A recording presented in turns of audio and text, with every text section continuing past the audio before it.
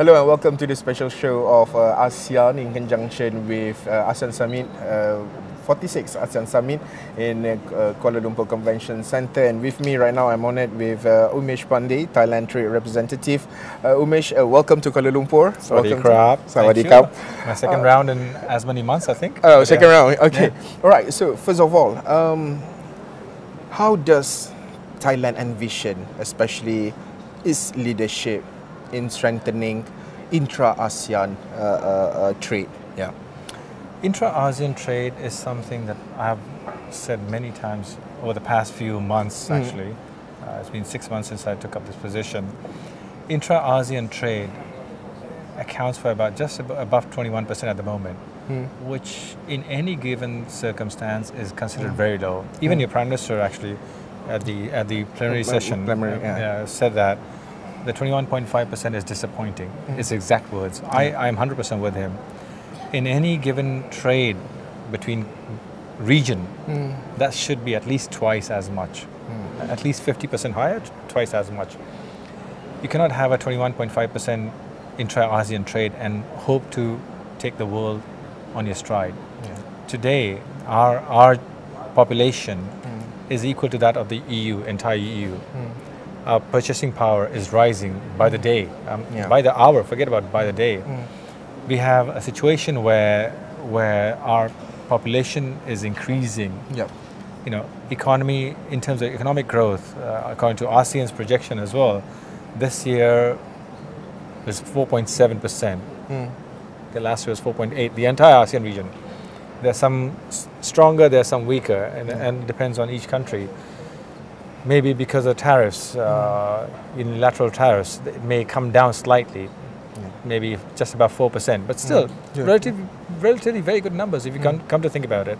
So those are things where intra-ASEAN trade would be able to push that number higher, or at least help sustain that number, not bring it below that 4% growth. I hope the entire ASEAN region's growth this year is not below 4%. That's my hope, okay?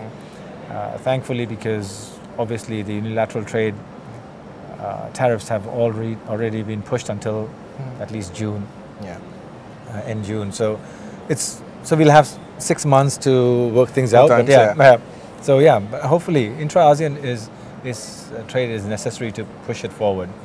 Umesh, we know that ASEAN are we have like multicultural, and our economies are so different, you know, I mean, differ to each other. For example, like Singapore, we have a high income, and also we have middle to low, we have like Cambodia, like Laos.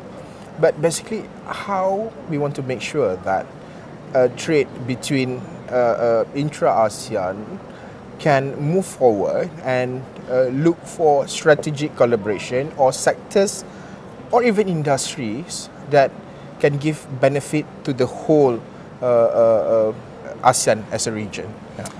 Good point. It's a collaborative. We have to have a collaborative effort. We cannot be competition. I always say this. If you're in competition with each other, when things are going good, you should always be in competition with each other. Competition helps drive growth and innovation. Okay, but when times are tough, families. I said this in the past in interviews where even families, rivalries in families are there.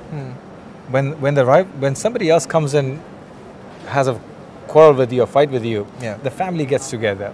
Similarly, today we have one of the few times that I'm trying to look for a more diplomatic word to say. I'm an ex-journalist, so it's difficult to get diplomatic words out of my mouth. Let's put it this way. ASEAN was formed at the peak of kind of a Cold War, 1960s, okay? Where there was rivalries of power. We formed ASEAN, our forefathers thought about some way to look at how we can form an alliance among 5 countries in order for us to be able to be a neutral power, or keep that neutrality, centrality of ASEAN. Yes. today, you are back to, if I can be blunt with you, we are back to square one. Yeah. We are back to that similar situation, not same, similar situation. Yes. And if you look at that, today we have 10 members. Hopefully by October we'll have the 11th member on board. Hopefully by next 2-3 years we'll have the 12th member, PNG, hopefully will be on board. Yes, once we have that neutrality, once we take it further, then we can look at ways to manage things. But if you go back to the question that you asked me, where, as I said, competition is good when times are hunky-dory. When things are good, we can be in competition, it's good. When times are bad, we can look at being complementing each other. You are good at something, Malaysia is good at something, Thailand is good at something, we do that, what we are good at, you do what you are good at. Indonesia is good at something, let them do it. Philippines is good at something, let them do it. So we, again, these kind of meetings, these kind of meetings are there where discussions happen and say, hey, how are we going to do, how are we going to take this further? And leaders talk about to each other. There are so many bilaterals happening. You know, I am attending 3 or 4 later in the afternoon today, and another 2 or 3 at least tomorrow. So we are looking at all these issues where we can work things out so that we can hammer them out. Let's put it this way. And hopefully, you know, keep our fingers crossed, we are able to get some kind of a solution. I hope so. Most of data shows that most of our produce are most likely same. You know, like for example, similar. Sorry. Yeah, most likely. Yeah, similar. So, how to make sure that sectors and industries compete in a healthy way, and make sure that it drives intra-ASEAN trade, especially in coming years. Okay. So, say suppose today you as a country, I take you as a country. Okay. Let's say Malaysia and Thailand. Let's put this for two countries. Malaysia has taken a leap forward to go into certain areas of industries where we have kind of lag behind. I'll be straight up with you. Take the semiconductor industry. Semiconductor has 15 to 20 different supply chains, if not more. Okay. You may want to be in the very high end. I'm just making this up. Okay. I don't know where you want to stand or where your government stance is. If you want to be on the top notch where the value chain, then when Thailand now is looking to do the similar thing, we should not look into that very high end, because why create that extra competition? In that value chain, if there are 20 different ones, we can take the second most. Obviously, had my I don't even know, I should not even say this, but had my previous government taken this up, previous government meaning the government from 2019 to 2022. Okay, sorry. I'm not going to name names, but had they taken up this idea and pushed forward with the truly high-end supply chain, then I would say a different scenario where I would say, let us take the highest end, you take the second tier.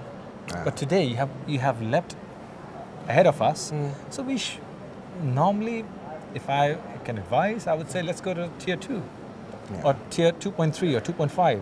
Not, just in order to make sure, to make sure that you don't be in competition. Similarly, when I talk about the automotive industry, we are, again, where our strength is today. ICE, we are very strong. Electric, we are coming on pretty strong. Supply chain of automotive industry in Thailand is very strong, strong. The strongest in, I would even say, entire Asia. Forget about So, when countries such as Malaysia is looking into that area, or Indonesia is looking into, then try to utilize the supply chain that's there, and that will help create the intra-ASEAN trade more. Going back to question 1, okay? While not being in competition, yet increasing the intra-ASEAN. So you don't cannibalize on each other. You want to build something? Build. But use our supply chain.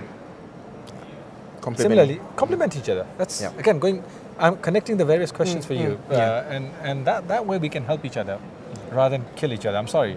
We cannot be killing each other at this moment of time. Not at this moment of time. Sorry. I'm agreeing. Not any time, but...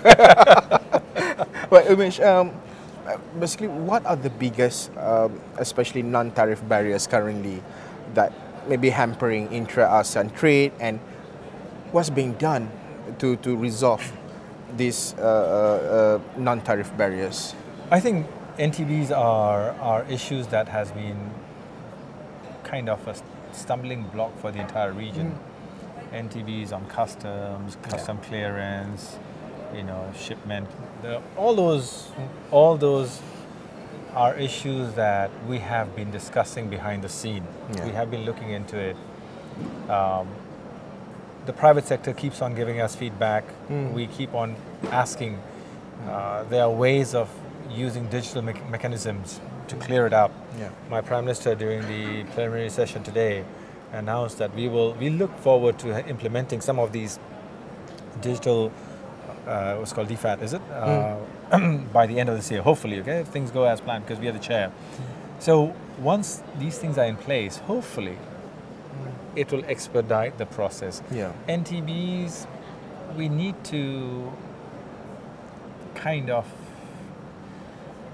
I understand where each country is coming from for NTB, where on agri products, every country wants to protect its home turf. Obviously, politics has its ups and downs and goods and bads, and sometimes political, again, I'm looking for a more diplomatic word. You have to pacify your political base. And at times, if you allow free flow of goods and services, services okay, but goods such as agri, it agitates the population base, the masses, which could create problem for any country. So yes, those are to a certain degree understandable, but NTBs on other higher end products, I disagree with. That should be brought down. Umesh, I would like to bring our discussion into SMEs and also digital economy, because this is moving forward then, and how we can make sure that, for example, like cross-border transaction, QR payment among the people can be used in across countries in ASEAN. How can intra-ASEAN trade basically be made more inclusive, especially for SMEs and digital entrepreneurs? Intra-ASEAN, in terms of financial transactions, has already been taking shape. We have QR payments with Singapore, Malaysia, and I think we're looking at India as well, and Indonesia as well. And we are looking at other countries as well. So that's financial. It's in place. So once you have it with all these countries, the main kind of economic pillars, I would say, of ASEAN, and then the others will follow it. I think that should not be a big issue. I think should make things much easier, and obviously that complements along with what you're talking about, the digital payment system, and transactions being easier. I think even on the financial sector, with us meaning the stock exchange of Thailand and the Singapore Stock Exchange, and I think even the KL Stock Exchange, we have a collaboration where we have a kind of a network where we're looking at it. So in terms of digital and in terms of financial markets, we are looking at more inclusiveness. How far we'll get, that's anybody's guess. I think it's going to take any such discussion usually involves a lot of vested powers of each country. See, I'm still not a politician, okay? Soon to be. So, it's. I think at the end of the day, when you get to this, the vested interest of the region and the country should be paramount. And no matter whose vested interests, whichever vested interest groups are trying to push it away, one should avoid that. One should avoid it for the sake of the country, for the sake of the future growth. And that's my take on it. So yeah, hopefully I'm not answering your question directly, because things are being worked out, but some of the digital payment things are already in place. So it should be helpful for long term. Umesh, you mentioned about politics just now. Yeah, we can't run from geopolitics and also global trade realignment, protectionism. Has there been a realignment yet? Not yet, man.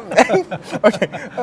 In light of rising global protectionism and also new tariffs, etc., how can ASEAN, in the big context, how can ASEAN better insulate itself and strengthen intra-regional trade flows? I think what's happening upstairs, That's the best way. I think the fact that all the leaders today are raising the issue of how we can join hands, yeah. how we can remain strong. In unity is our strength. And that is the ASEAN way. I think that's the only way you can come out with something that's tangible. You know, I would not name, one of the prime ministers said either ASEAN hangs together or each one of them is hanged one by one.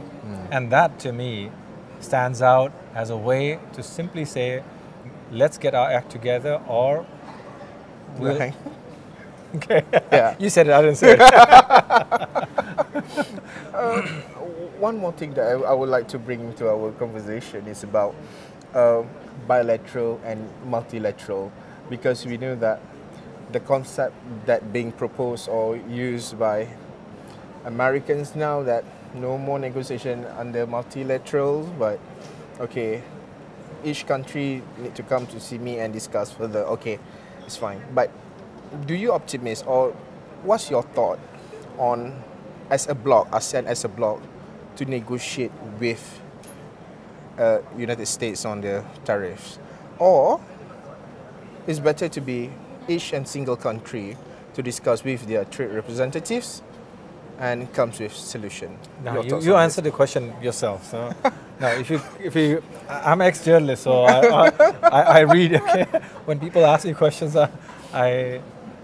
you answer the question in the first half of your question when you said the United States. You're mentioning the name, not me. Okay, United States wants each country to come and negotiate. Multilateralism. No, bilaterally. Okay, bilaterally.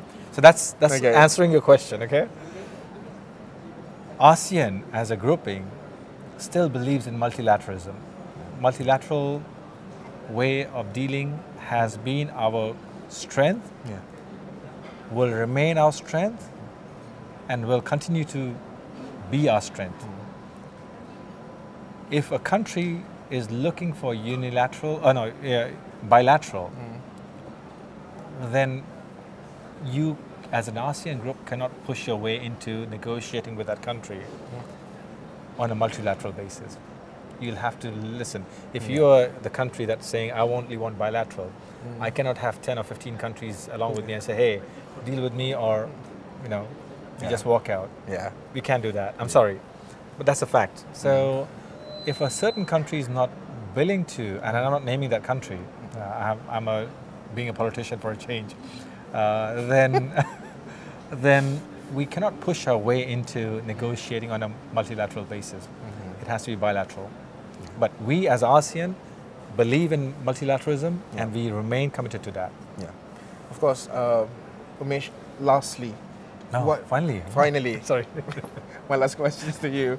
What is your key message to ASEAN business leaders, or maybe the governments itself, as we chart the ASEAN economic community 2035 and beyond, and now soon to be ASEAN Community Vision 2045 for another 20 years? Your key message to ASEAN, especially in the context of among the business leaders? I think very good question and very good point, sir. I have been covering ASEAN since 2004, if I remember correctly, as a journalist. And I believed in AEC. 2015 was the day I said, this is where ASEAN would be. We will be together. Okay, we'll be. Did it happen? Yeah. So it did take place. But I think what is required now is enhanced integration. Okay. We have integrated, yes. Okay, I'll give my country, okay? Thai companies have invested heavily in Malaysia, Vietnam, Indonesia, Myanmar, Laos, Cambodia. It's pretty decent. Yeah. Pretty decent. Malaysian banks have come in here, in Indonesia, Singaporean banks, and Singaporean companies. Some of them have, obviously banks have gone very... Yeah. So, in terms of integration, yes. Manufacturing and call it, okay, I would not say mining, but manufacturing and other industries, not so much. My Thai companies have gone across the region. Singaporean, not so much. Malaysian, so-so. Nah. Indonesian, so-so. Sorry, no worries. So there are. It cannot be a one-way street. I think, in terms of integration, every country has to take that extra mile. They have to walk the extra mile to be able to integrate better into that. Some countries say, "Oh, market size is big enough; we cannot expand." Yeah. Yes, but you can still expand part of it, test the market. Yeah. If a product, say, I'm just some product that's edible product. If a product that you're catering to, and you have, say, suppose I'm just making this number up, 50 million population. I'm not going to say a bigger number, because then you'll figure out which country I'm talking about. So, if you have 50 million population, it's a young population. Today, Thailand has a population base of 67, 68 million, and it's aging, so average population of 40. Then, if your edible product is catering to younger generation, you look at something that's for the older generation. And you expand a small portion of that into my country. It helps. You're looking for food processing. Okay, you're looking for food security. Okay, I'll give certain countries, including your country. You want the food security. Singapore wants food security. Yes. Indonesia wants food security. What's the best way of food security? Set up a plant in a food secure country for processing food so that you can store it. Which is one of the most secure in terms of food security in this region, Thailand. Yeah, correct. Come on, come and put your plants there. It'll help secure your food security. You ship it back to your country, processed food as well. It's a win-win for you and for us. So again, these are things where integration will and needs to be taken forward. And that has to come from the business sector and ability to push that through. I'm glad, one of your companies, last time I was here about 2 months ago, made a commitment to setting up about $20 to $30 million plant in Thailand for food processing. And sadly, I'm here. Not sadly, I'm here. But we are having food Thai Fix. It's a food fest. Not fest, but it's an exhibition. Exhibition, okay. Starting tomorrow. And this person is flying there tomorrow, I think it's night, to hold meetings and to find out which companies we should join up. So these are things where we can help each other, complement each other. And again, back to this question one. Again, all that leads to greater intra-ASEAN trade. Intra-ASEAN investment, intra-ASEAN trade. Who benefits from it? The 670 million ASEAN people. So at the end of the day, the private sector has to take that effort, make the effort, push for it, see where the value is, see where you can push things through, and then take it forward. The government always is a facilitator. We can pitch. G2G always. We can pitch. We can pitch things day in, day out to you. But you with the money are the ones who are going to make the decisions. And you have to think. And you have to think what is aligned with your country's best interest, what's aligned with your interest, what's aligned with your shareholders' interests. And if it all makes sense, come. We'll facilitate things. Of course, complementing each other. Exactly. At the end of the day. And it gives benefits to all of us. Thank you so much, Umesh. Thank you. Thank you so much. And thank you for your time. And of course, we look forward for more time with you and to discuss further, especially looking forward into ASEAN Community Vision 2045. Thank you for now. I'm Haris Ashraf Hasnan. Stay tuned. Continue with us in Astro AWANI.